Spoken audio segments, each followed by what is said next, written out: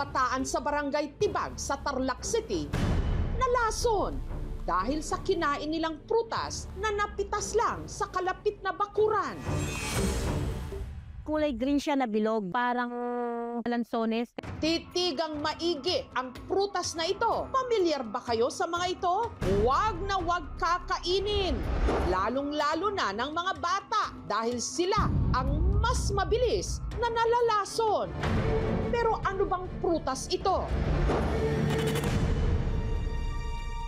Ingat lang dahil meron itong lason. Umaga nitong February 4, nagpaalam daw kay Olivia para mamasyal ang anak niyang si Tom. Sabi po nila, mapupunta sa mga barkada nila. Kasama ni Tom ang mga pinsan niyang sina Joseph at Jade at ang kaibigan nilang si Cyrus. Maglibot-libot po sila. Meron silang nadaan. Bawa po yung mga bayabas. Kakain sila. 4:30 ng hapon, umuwi po si Joseph sa bahay nila. Masakit daw po yung ulo niya, nahihilo. Bakit ka nagsusuka? Siguro uminom ka ng alak. Inamoy ko naman po, di naman po siya ng amoy alak. Meron daw po nga silang kinain na prutas.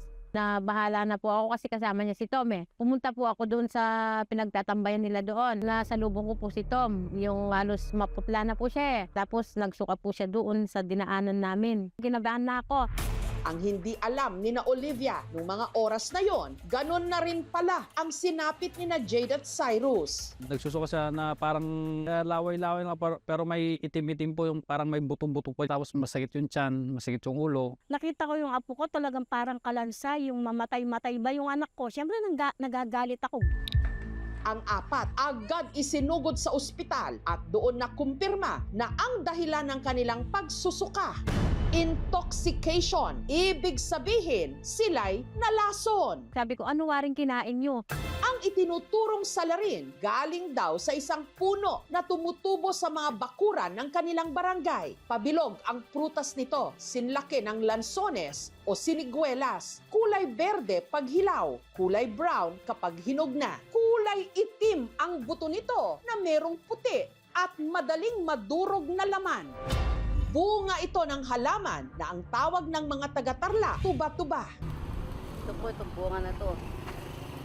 Parang kasoy na. Bata pa ako, alam ko yung galumbang lason. Hindi po namin alam na kakainin pala nila yun. Lason man ang bunga, pero ang dahon ng tuba-tuba nakagagamot daw. Malimbawa may pilay po, doon po kami kumuha. Pinapahiran ko po siya ng langis, gaganyanan lang po namin sa kandila. Ganyan lang po ang pagtapal. Kapag po natuyo na yan, pwede na po siyang alisin. Yung tuba-tuba po o galumbang ay kabilang sa mga halaman ng Euphorbiaceae family. Sila ay yung mga halamang gamot, panglanggas sa sugat, sa pilay, tapos minsan sa animal bites din po siya.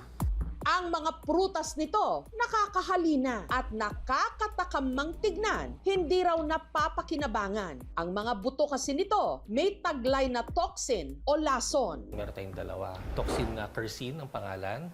Nagpo-promote ho yun ng pag-damage ng intestinal bowel ho natin. Pangalawa, yung carbol ester. Nakakakos ho yun ng inflamasyon sa tiyan. Ang pagkain kahit ng 2 hanggang 3 buto lang ng tuba-tuba, sapat na raw para malaso ng isang tao, lalo na ang mga bata. Pwedeng mag-headache, pwedeng magsuka, pwedeng sumakit ang tiyan. Dapat i-watch out ho doon is yung degree of dehydration. Pag na-dehydrate ho sila, pwede hong manlambot ho sila, humina ho yung pulso, or worse, pwede ho nila ikamatay ho yun kung hindi natin maagapan agad. Pagka nakapag-ingest ho sila ng tuba-tuba, dalhin tayo sa hospital. Kung hindi naman ho sila nagsusuka, sumasakit lang ho yung sikmura, sumasakit ang ulo, bawal ho natin i-induce ho yung vomiting, yung pilitin natin na isuka. Kaya ho sila na-admit ho sa amin kasi dehydrated ho sila due to vomiting. After observation of 2 days ho, wala na ho silang pagsusuka, hindi na sumasakit ang ulo, hindi na sumasakit ang sikmura. Ang apat nagpapalakas na ngayon sa kani-kanilang mga bahay. Hilig daw talaga ng magkakaibigan na mamitas at kumain ng prutas sa kanilang lugar. Kumukuha lang po kami bayabas tsaka po mangga. Hanggang nakita nga nila ang isang puno ng tuba-tuba na hitik sa bunga. Dahil natakam sila sa itsura, pinitas at kinain nila. Sinabi po niya yung Kinakain niya daw po yan. Binabaon niya daw po. Inikuman ko lang po ng kisa po. Wala naman po ako naramdaman. Pag binuksan mo po yung black, nagpuputi po siya. Pag kinagat po, malambot. Inlasa niya po, para niyang mani. Nasarapan po kami. Madami po kami nakain na prutas na yan. Puno po yung laman ng bulsa ng short namin nun eh. Ako po, hindi ko na po mabilang yung nakain ko. Naubos po namin yung bunga sa puno. Nahihilo po ako. Tapos masakit po yung dibdib ko nun. Suka po ako, nagsuka nun. Hindi ko po kayang tumayo po nun. Ang mga natirang tuba-tuba na pinitas ng mga bata, hindi pa itinatapon ni Olivia. Gusto ko po sanang ipakita dun sa mga bata na wag nilang kainin para hindi sila matulad dun sa anak ko na kumain dito na lason. Hindi tayo basta kakain ng mga halaman na hindi natin kilala. Kung hindi naman siya common, tas bigla mo kakainin, hindi talaga siya safe. Tatandaan ko po na huwag na pong kumain ng ganun. Sabihin na lang po sa may caretaker na paputol na lang po para wala nang makakain ng bunga niya. Hindi lahat ng mukhang masarap, ligtas kainin. At ang isang maling kagat lang, pwedeng magbunga ng kapahamakan.